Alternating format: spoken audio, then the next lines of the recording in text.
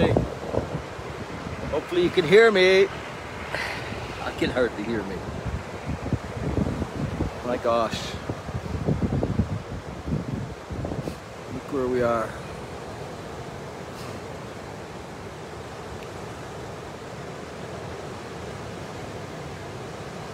On the ocean. It feels like this ocean literally runs through my veins.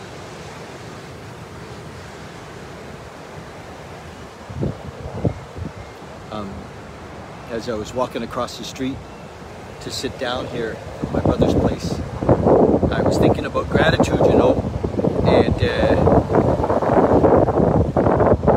tell me, can you guys hear me? I was thinking about gratitude, and really that if I'm going to be grateful for anything, I have to be grateful for all things. Because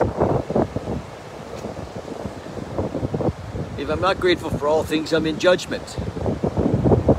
Thanks, Teresa. Thank you for letting me know. So it's just a great lesson, because sometimes things are easier to be grateful for. Right? Yes. Sometimes some things are easier to be grateful for. So here I am, sitting on this beautiful island in the Pacific, and sending love to all of you. To watch that, even in a way,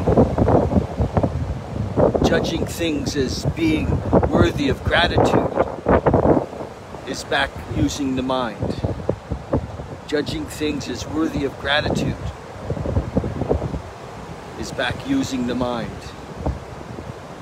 So it's easier for me to see that when, you know, if I think things are against me or I'm living in fear, you know. We've been taught that gratitude is this amazing emotion, or this amazing state, and but it's a trickster as well, unless we're going to be grateful for all things. And if we live in the moment, if we're really here, like this right now, my gosh, you know, it's so easy to be full of gratitude, full of love. If we can feel it here, we can feel it anywhere. We can be it anywhere. I'm watching the ocean as it's crashing in front of me, and there's ducks on the waves. The ducks are swimming, and as the waves come in, they literally go under them. It's pretty amazing. These ducks. Wild seas. It's beautiful. So my mission today is to read. I'm going to read. And yes, of course. Isn't everything Mother Nature? What isn't Mother Nature? Teresa Ann says that Mother Nature is something I'm grateful for. So where is Mother Nature not? Where is God not?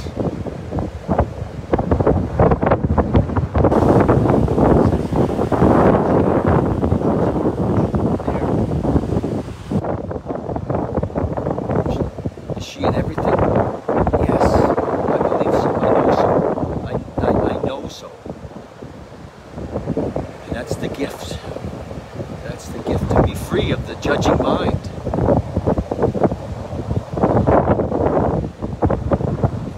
To no longer need to say this is good or this is bad. Oh, this is pretty fucking amazing. Pretty amazing in this moment. It's a gift. The awakening.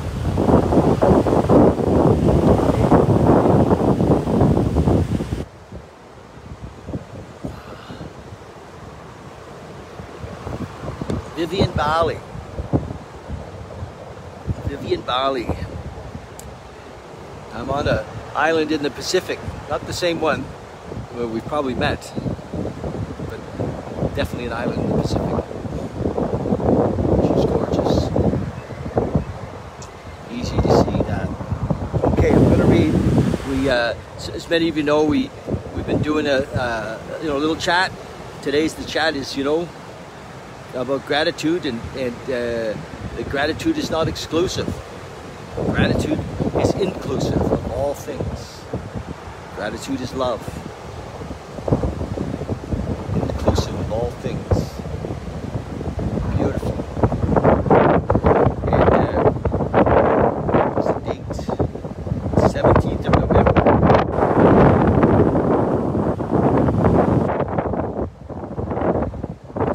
Hopefully you can hear me. All right. 17th of November, we're reading from the 24-Hour Day book.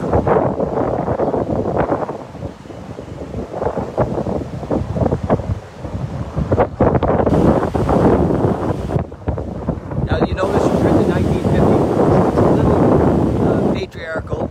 Everything it talks about is in the male, but recognize that I see us as all one. Not man, not woman, all one. And it says every man has two personalities, a good and a bad. So right there, he's sometimes in the writing, this guy really hits it in the non-dual world, and in the oneness, and of course he's living in a practical world. We're talking to people that are still very much caught up in good and bad, and so he says here, we're all dual personalities to some extent. When we were drinking, we had bad personalities. The bad personality was in control. We did things when we were drunk that we would never do when we were sober. When we sober up, we're different people. Then we wonder how we could have done those things that we did. But we drink again, and again our bad side comes out.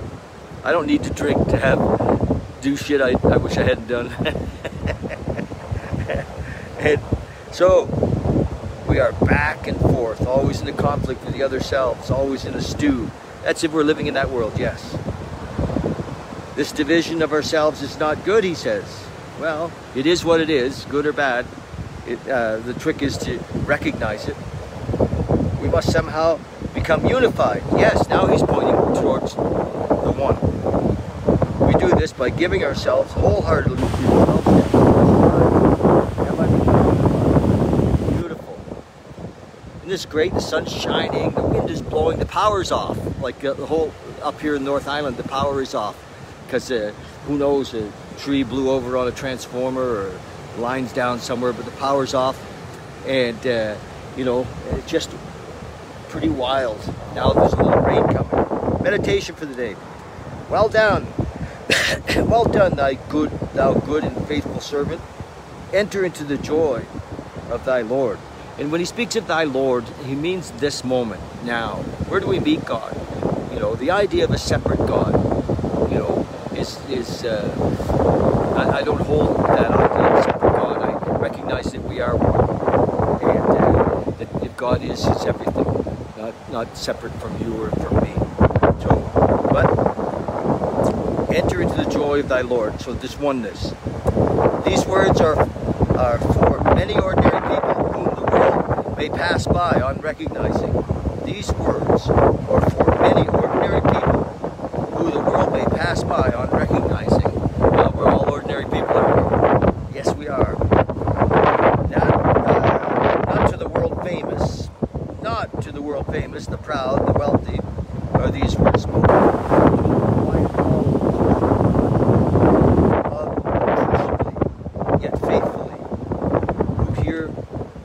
who bear their crosses bravely and put a smiling face to the world. Enter into the joy of the Lord, he says. Pass into that fully spiritual life. It is a life of joy and peace. He really digs in, doesn't he? So, this book is the 24-Hour Day book. It was written in 54, for the alcoholics of the day, early in recovery. and much of what he's written stands still. You know, he doesn't write in the quality of Bill Wilson, but it's pretty beautiful. Prayer for the day. I pray that I may not desire the world's applause. I pray that I may not seek rewards for doing what I believe is right. Amen. Hoorah.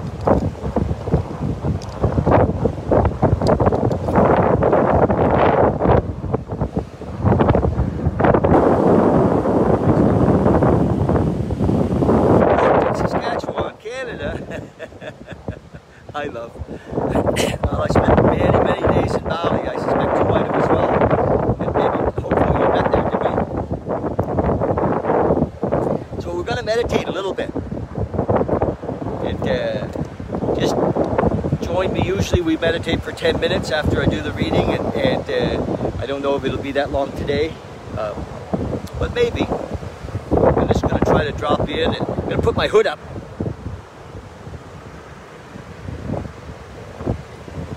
There we go. Put the hood up. Just going to encourage you to sit somewhere where you're safe and close your eyes. Come into your breath. Come into your breath. With your breath. Always breathe in through the nose, out through the nose. Breathe in, breathe out. Remember, we're not really doing anything in meditation. Meditation, for me, has been a great tool to recognize that I am not my thoughts. That I am not my body. The mind-body has a kind of a path of its own, and I'm letting go of that path. I've been letting go of that path. I'm still aware of it. If you drop in deeply and watch the thoughts, you begin to be able to watch them at any time, anywhere, to see that it's like often for me, it's like a spoiled teenager who wants his way.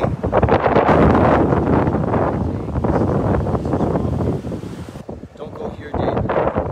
It's not safe there, David. So just watch the thoughts. And practice on attaching. Not attachment. Not attachment. Not attachment. Letting go. Letting go. Letting go. So in meditation, something that seems very important comes up, just let it go. We're only going to be drop in with the breath. In with the breath.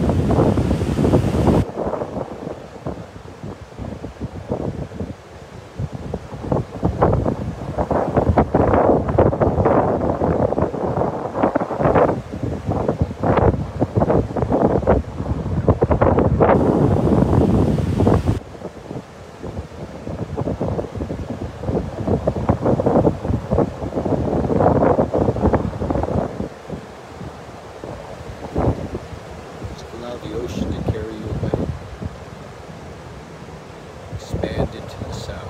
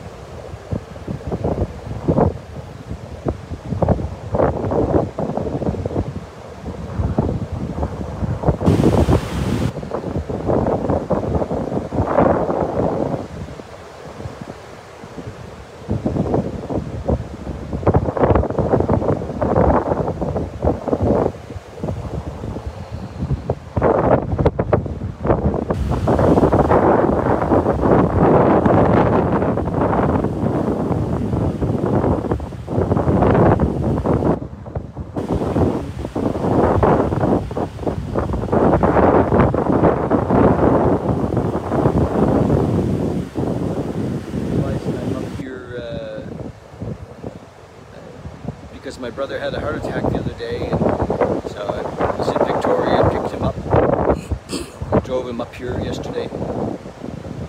We drove up from Victoria in a driving rainstorm, which turned into a blinding snowstorm north of Nanaimo. It was a crazy drive, real adventure. So